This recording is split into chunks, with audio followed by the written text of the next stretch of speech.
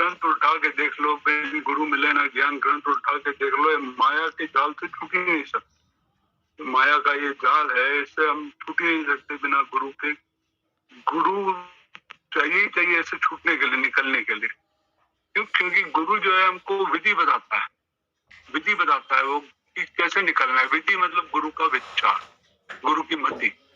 तो वो जो मति है वो विधि है, वो विधि बताता है कि इससे निकलोगे कैसे। वो पूरा साइंटिफिक क्वेश्चन है, पूरा जो है साइंटिफिक। ज्ञान से बड़ा विज्ञान कोई है ही नहीं। गुरु पहले बताता है कि बीमारी क्या है, बीमारी क्या है, फिर उसका इलाज बताता है, फिर वो ठीक हो रही है कि नहीं उसकी भी निशानी बताता है, पूरी चीज बताता है वो। तो सबसे पहले गुरु जी ने हमें बताया कि बीमारी क्या है। बीमारी यही है कि निरहंकारी नहीं बने, है ना। निरहंकारी नहीं बने मतलब अहंकार है, देह का है, मोटे रूप से भी है और सूक्ष्म रूप से भी। मोटे रूप से देह का अहंकार है कि अपने देह से आकर्षण या उससे या किसी और के देह के उससे, और सूक्ष्म उससे है कि अपनी बुद्धि का, अपनी सोच का जो है वो है ईगो है, हा? या अपनी कला का, अपने गुण का, अपनी शक्ति का, इन सब का ईगो। तो उससे जो है इस ईगो की वजह से ही दुख है। रूट कॉज जो है वो ईगो ही है हर चीज की। क्योंकि अल्पकाल की प्राप्ति तो है ही है आपको, इसमें जो है ईगो होता ही तब है जब आपको कुछ प्राप्ति हो रही, तभी ईगो, अभिमान तभी है। लेकिन वो प्राप्ति जो है वो थोड़े टाइम की, अल्पकाल की प्राप्ति। तो गुरु जो है यही बताता है कि ये बीमारी ये है, इससे जब निकलेंगे, निरंकारी बनेंगे, इससे निकलेंगे तो जो है ये बीमारी ठीक होगी। मैंने तब तुम ठीक होगे जब तुम देह उससे निकलोगे बाहर और आत्मा में टिकोगे।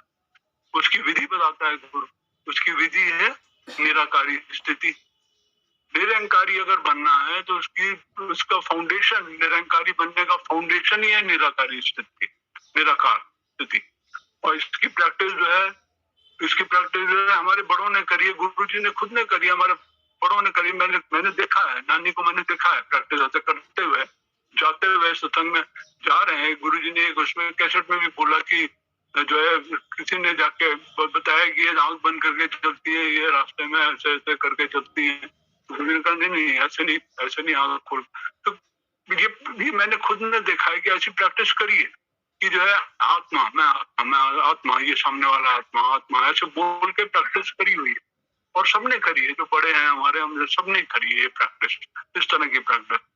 सिर्फ सत्संग में तो हमें मिल ही रहा है जो हमें ज्ञान मिल रहा है, लेकिन उसके बाद अगर हम प्रैक्टिस ये नहीं करेंगे, निराकारी स्थिति की प्रैक्टिस नहीं करेंगे, तो निरंकारी नहीं बन सकते। निराकारी स्थिति की प्रैक्टिस करनी पड़ेगी। अब इतनी बार मैं बोलते हैं, दिन भर में 20-25 बार तो मैं बोलते ही हैं, सोचते हैं मैं करके कि मैं ही है। तो जितनी बार ये प्रैक्टिस, जितनी बार बोला मैं, तो मैं कौन, मैं आत्मा, मैं निराकार। आप प्रैक्टिस करनी पड़ेगी, प्रैक्टिस। कॉपियां भरते हैं लोग, कॉपियां भरते हैं, मैं आत्मा हूँ, मैं आत्मा हूँ, मैं आत्मा हूँ। तो ये नहीं कि ऐसे रट्टा लगा रहे हैं, उसकी प्रैक्टिस कर रहे हैं कि मैं आत्मा हूँ, मैं आत्मा हूँ। इसकी प्रैक्टिस करनी पड़ेगी। तो इसकी प्रैक्टिस करते करते आप जो है, जो इसकी प्रैक्टिस करते करते कि मैं आत्मा हूं, तो फिर मैं कैसी आत्मा हूं? मैं आत्मा तो हूं मैं, लेकिन मैं कैसी आत्मा हूं? तो आत्मा के जो ओरिजिनल संस्कार, जो मेरे अनादि अनादि आदि संस्कार है, वो इमर्ज होंगे कि मैं आत्मा कैसी आत्मा हूं। मैं आत्मा अनादि संस्कार मेरे, मैं प्रेम स्वरूप आत्मा हूँ, मैं शांत स्वरूप आत्मा हूँ, ज्ञान स्वरूप आत्मा हूँ, शक्तिशाली आत्मा हूँ। ये सिर्फ बोलने का नहीं, फीलिंग के साथ, फीलिंग के साथ, यही मेरे ओरिजिनल आदि संस्कार, मेरे अनादि संस्कार यही है। तो देह उसमें आके और दूसरे संस्कार बनने लगे। तो अब जो विकर्म भी हमारे से होता है, जो हम देहबान में कर्म करते हैं, तो वो विकर्म हो जाता है। क्योंकि देहबान से कोई भी करा हुआ कर्म जो है, वो उसमें जो है वो विकार के उससे होता है, विकार के उससे होगा। क्यों, कहीं अपेक्षा है, कहीं नाराजगी है, कहीं दुख है, कहीं चिंता है, कहीं कुछ है, तो विकार का अंश भी है, तो वो विकर्म हो गया। इतने जन्मों का जो है, जो विकर्म बनते बनते कर्म बंधन हो गया। इतने जन्मों का जो हमने विकारों के द्वारा के वश में होके जो कर्म बनने, वो सब विकर्म हो गए, तो कर्म बंधन हो गया। अब जब मैं आत्मा, मैं ओरिजिनली मैं आत्मा, स्थिति में जब मैं कर्म करूंगी तो मैं विकार के उससे नहीं, अपने ओरिजिनल संस्कार की स्मृति से कर्म करूंगी। अपने जो मेरे ओरिजिनल संस्कार हैं उनको इमर्ज करके उसकी स्मृति से कर्म करूंगी, तो कर्म बंधन नहीं बनेगा, कर्म संबंध बन जाएगा। कर्म में तो आ ही रहे, कर्म में तो आना ही है, कोई कर्म सन्यासी तो हम लोग कोई है नहीं, कर्म में तो आना ही है, लेकिन कर्म संबंध में आएगा। तो हमारे देह से भी कर्म संबंध, आत्मा का संबंध है देह से, बंधन नहीं है, संबंध है। मेरा कंट्रोल होगा मेरी इंद्रियों पे, मेरे मन बुद्धि इंद्रियों पे मेरा कंट्रोल होगा, क्योंकि मैं बंधन में नहीं है, मेरा संबंध है मेरी इंद्रियों से। ऐसा नहीं है कि संबंध नहीं है, संबंध है। और संबंध संपर्क में भी संबंध है, तो संबंध है। तो ओरिजिनल संस्कारों के स्मृति से जब मैं कर्म करूंगा तो कर्म बंधन नहीं बनेगा, कर्म संबंध बनेगा। अभी तक हम जो है पुराने अपने कर्म, जो हमारे जन्मों के जो कर्म बंधन है, उसी को चुकता करने की मेहनत कर रहे हैं, उसी को चुकाने की मेहनत कर रहे हैं अभी तक। तो कम से कम अब आगे हमारे कर्म बंधन ना बने, आगे कर्म बंधन ना बने उसके लिए क्या करना है? आत्मा की स्मृति में और अपने ओरिजिनल संस्कारों की स्मृति से कर्म संबंध में आके कर्म करना, तो वो सत्कर्म बन जाएगा, विकर्म नहीं बनेगा, वो सत्कर्म बन। और जो ओरिजिनल है वो आसान है। हमें लगता है ये बहुत मुश्किल है, ऐसा नहीं कि एकदम आसान है। हमें लगता है कि मैं आत्मा हूँ, ऐसा सोच लो कि ये कोई बहुत आसान तो है नहीं कि मैं आत्मा हूँ, मैं शरीर नहीं हूँ। लेकिन आत्मा जो है, आत्मा जो है वो देह का आधार लेती है ना। आत्मा ने देह का आधार लिया है कर्म करने के लिए। तो ओरिजिनल क्या है? ओरिजिनल आत्मा है। देह का आधार लिया है, देह ओरिजिनल नहीं है, आत्मा ओरिजिनल है। तो ओरिजिनल में टिकना ज्यादा आसान है या आधार में टिकना ज्यादा आसान है? ओरिजिनल में टिकना ज्यादा आसान है। लेकिन क्योंकि इतने जन्मों से हम भूल गए हैं, इतने जन्मों से वो स्मृति भूल गई है कि मैं आत्मा हूं, तो इसलिए मुश्किल लगता है। अभी हाथ में आपका फ्रैक्चर हो गया, दाएं वाले हाथ में, हाँ दाएं हाथ में हमारे फ्रैक्चर हो गया, तो और काफी टाइम तक वो प्लास्टर बंधा हुआ है, साल भर तक बंधा हुआ है।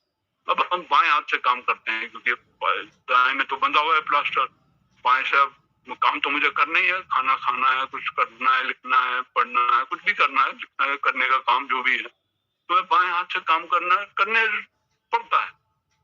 अब मैं बाएं हाथ से काम करते करते, और दाएं हाथ मेरा प्लास्टर में स्टिफ है, हिल ही नहीं रहा, तो मेरे को बाएं हाथ से काम करते करते उससे थोड़ा काम करने लगता हूँ।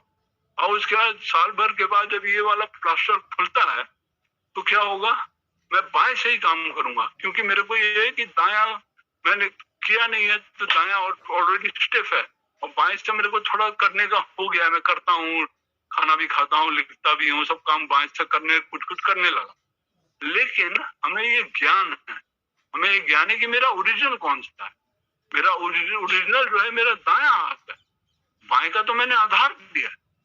ये हमें ज्ञान है कि बाएं का मैंने आधार लिया है, बायां मेरा ओरिजिनल नहीं है, मेरा दायां ओरिजिनल है। जब मैं अपने ओरिजिनल हाथ से काम करने लगूंगा तो ज्यादा अच्छा हो जाएगा, ज्यादा ठीक होगा।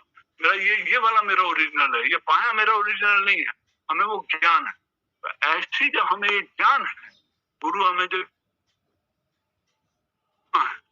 ना, तो जब हम आत्मिक स्मृति से कर्म करें, अपने ओरिजिनल उससे कर्म संस्कारों से कर्म करें, तो कर्म बंधन से छूट जाएंगे, कर्म बंधन नहीं बनेंगे, कर्म संबंध में आएंगे। और कर्म बंधन जो है पीछे का चुकतू करते जाएंगे, जो है जैसे है, कर्मों का लेन देन है, जो कुछ भी मैंने किया है, जो आ रहा है सामने, जो कुछ भी हुआ वो चुकतू होता जाए, चुकता होता जाए, तो छूट जाएंगे। फिर इसकी निशानी क्या है कि जितना सोमान में स्थित होंगे, गुरु जी ने बताया, जितना सोमान में स्थित होंगे अपने उसमें, उतना जो है निर्माणता आती जाएगी। अगर एक तरफ अहंकार है एक कोने में, तो दूसरे कोने में निर्माणता है। तो इस ट्रीटमेंट हम ठीक, निराकारी स्थिति से हम ठीक हो रहे हैं कि नहीं, निर्माणता आती जाएगी। जितना जितना सोमान होगा तो देह का बांध टूटेगा, जितना जितना सोमान बढ़ता जाएगा देह का बांध टूटता जाएगा, देह का बांध टूटता जाएगा, निर्माणता आती जाएगी। निर्माणता पता कैसे चलेगी? निर्माणता जो है महसूस होती है ना, निर्माणता लोगों को महसूस होगी हमारी दृष्टि से, वृत्ति से, हमारे कर्म से, उससे जो है निर्माणता महसूस होगी। दृष्टि से कैसे? दृष्टि से जो जो जो समान में होगा, जो उसमें होगा, आत्मिक उसमें होगा, वो दूसरे को भी आत्मा करके देखेगा कि सामने वाला भी मेरा भाई, मैं आत्मा है, सामने वाला भी वही है, आत्मा है, आत्मिक दृष्टि है। तो उससे क्या होगा? उससे दूसरों को अपनेपन की भाषा होगी, अपनापन महसूस होगा ना, कि मैं अगर दूसरे को आत्मिक उससे देख रहा हूँ, छोटा बड़ा करके नहीं देख रहा हूँ, ज्यादा कम करके नहीं देख रहा हूँ, आत्मिक उससे देख, हाँ, कि बराबर एक भगवान के, एक बाप के हम बच्चे, उस दृष्टि से देख रहा हूँ, तो सामने वाले को भी अपनेपन की भाषा होगी। हाँ? उसको भाई उसको ये नहीं लगेगा कि मैं कम हूँ, मैं उसके आगे कम हूँ, उसको ये महसूस नहीं होगा। और फिर वृत्ति से भी कि मतलब हमारे उसमें जो है उसके लिए कोई चित्त में कोई वो नहीं है कि उसकी कोई कमी, उसकी कमी की कोई वो नहीं है, चित्त पे पकड़ के नहीं रखी है कि कोई भी कमी है, किसी की सामने वाले की कोई अवगुण है, दोष है, कमी है, वो चित्त पे नहीं पकड़ के रखी है। ऐसा नहीं कि जानते नहीं है, ऐसी आत्मा जो है वो शक्तिशाली इतनी होगी, वाइब्रेशन से ही पहचान लेगी कि इसके अंदर ये कमी है, ये खराबी है इसके अंदर, लेकिन चित्त पे पकड़ के नहीं रखी। तो चित्त पे पकड़ के नहीं रखी है तो ये हमारी वृत्ति, हमारी वाइब्रेशन ही उसको मदद करेगी ठीक होने में। हमको बोल के ज्ञान उतना बोल के ठीक नहीं करना पड़ेगा, हमारी वृत्ति दूसरे को ठीक कर देगी, क्योंकि हमने अपनी वृत्ति में उसके अवगुण, उसकी बुराई, उसके जो है वो पकड़ के नहीं रखा, कुछ पकड़ के नहीं रखा, हमने जो है उसकी विशेषता को ही देखना।